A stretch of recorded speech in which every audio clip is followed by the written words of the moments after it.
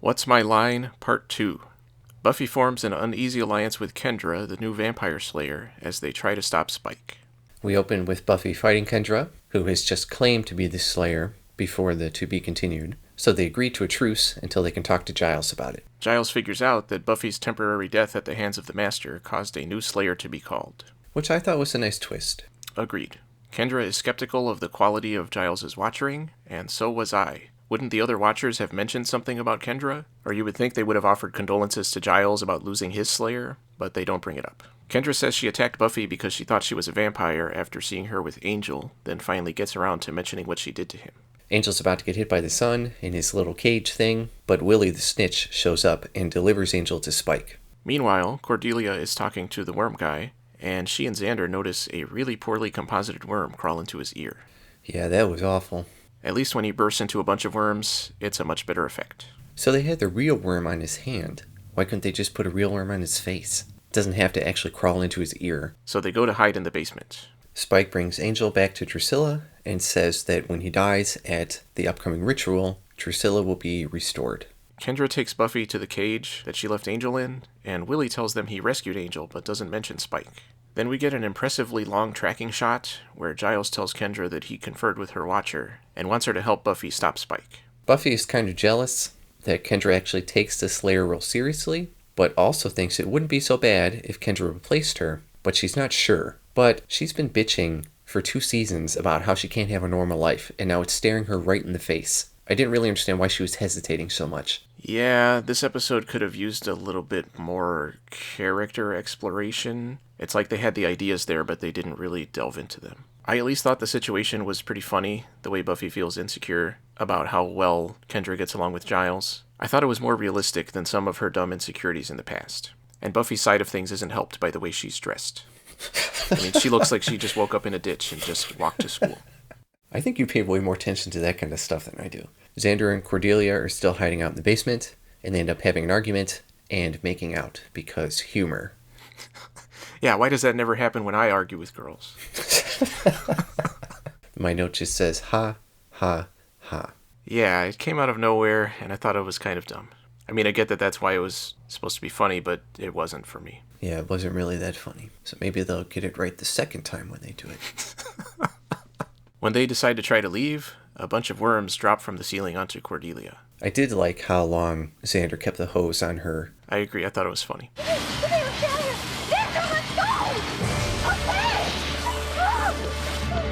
At school, Oz and Willow have a conversation, finally, after like 20 episodes. And she says she turned down the computer company job to finish high school.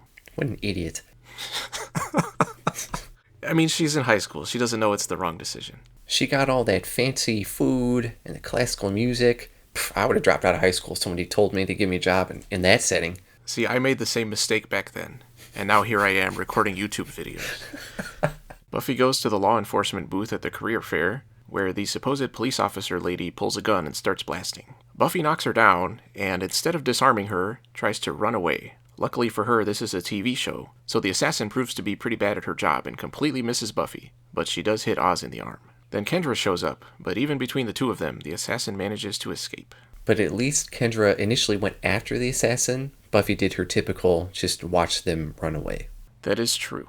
The gang all meets up in the library and shares their respective stories and determine that Angel is with Drusilla because he's required for the ritual. Kendra and Buffy keep butting heads, but agree to work together. Kendra says she was sent to her Watcher when she was very young. So does somebody know when they're going to become a Slayer before they actually become the Slayer? And Kendra said her parents knew as well before she actually became the Slayer. I had that question too. I mean, Buffy's mom is out of the loop even after Buffy has been a Slayer for some time, so how does that work? Kendra tells Buffy that holding her emotions in check makes her a better Slayer, but Buffy says they are an asset, which it seems we're supposed to agree with as the audience, despite all the past evidence to the contrary. Yeah, if that's true, Buffy doesn't do it very well. And I really liked the moment with Kendra with the crossbow. I'm an expert in all weapons. Is everything all right? It effectively served to humanize Kendra and show that she isn't perfect. That's called writing. It's good that we see it once in a while. Spike is prepping Angel for the ritual. Meanwhile, Kendra and Buffy go to talk to Willie the Snitch to find out where Angel is. They argue about Angel and the fact that he is a vampire, and Buffy ends up going with Willie on her own. And he leads her to the church, where all the people are waiting for her, so she's kind of an idiot. What did she think was going to happen? Spike is beginning the ritual, and the other two assassins are also there. And the ritual is proceeding as expected until Kendra very vocally announces her presence, but none of the people move out of the way, despite having a lot of time to do it. Then Giles and the others show up, and they all start fighting. There's a lot going on in this fight. Xander and Cordelia kill the bug guy. Willow and Giles kill some vampires. Kendra takes out the female assassin. Buffy takes out Spike and causes an organ to fall on top of him and Drusilla. It was a surprisingly climactic fight, I thought, especially given how many times Buffy has just let people go lately. And it made me think of X-Men or Avengers comics, where it keeps cutting back and forth between all the different people involved. The only one I thought was anticlimactic was the bug guy. It's very dumb to just say, we'll have him turn into bugs, wait till he crawls under a door and step on him. I didn't think it was a bad idea, but I thought the way they portrayed it was disappointing. And it didn't seem like there were enough bugs. I'm assuming most of him got away and he's out there somewhere just missing an arm or something. Later, Willow talks to Oz, and it definitely seems like something is finally going to happen there. Xander and Cordelia have another argument make-out session. And I thought it felt much more forced than Oz and Willow's interactions. And it wasn't funny this time either. Buffy gives Kendra one of her dumb shirts. And she tries to teach Kendra a bit about living a normal life.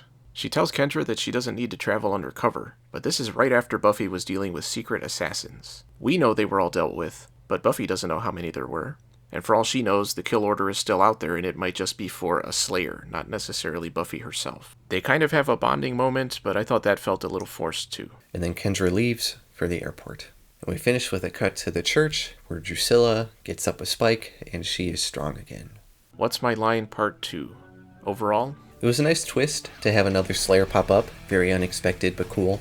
I thought Kendra did a good job of establishing herself, and I would hope that she shows up at some point in the future again. I thought it was kind of dumb that Buffy keeps trying to push her way of life on Kendra, where it has done nothing but cause Buffy problems.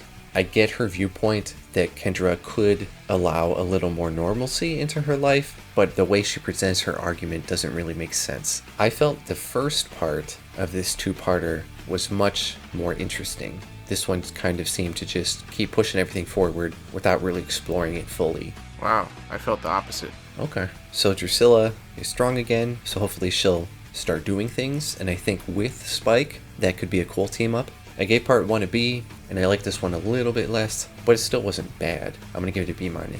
I gave part 1 a B-, and I'm giving this part a B.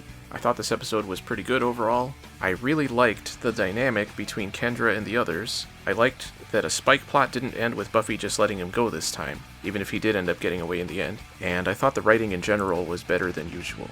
I wasn't a huge fan of the Xander Cordelia stuff. It was a little too abrupt and didn't feel real to me at all. The Oz and Willow development, on the other hand, I thought worked well. I wonder if he will become part of the gang too, or if that'll just be a separate subplot on its own. And I also wonder if we're going to be taking a break from the Spike Drusilla stuff, and how different it'll be having her in charge, because I assume that's what they're going to do. The episode did bring up a lot of questions for me about Watchers and Slayers, and I really hope we get some clarification on things there. I did think that the Order of Taraka ended up being better than the 3, but it still felt kind of the same by the end, which was disappointing. And they were said to be such a big deal. How many more times are we going to have a group that is such a big deal and everyone's afraid of them, but they also turn out to be nothing? Just like with the majority of the show so far, it felt like they came up with some ideas and just threw them on the screen without figuring everything out first. I thought it was a good episode overall, but there's definitely still some room for improvement. Well, speaking of that, I'm still not sold on this show. I'm doing it just because we're doing it, but I'm really hoping it's going to pick up and become something that I legitimately enjoy watching. Me too.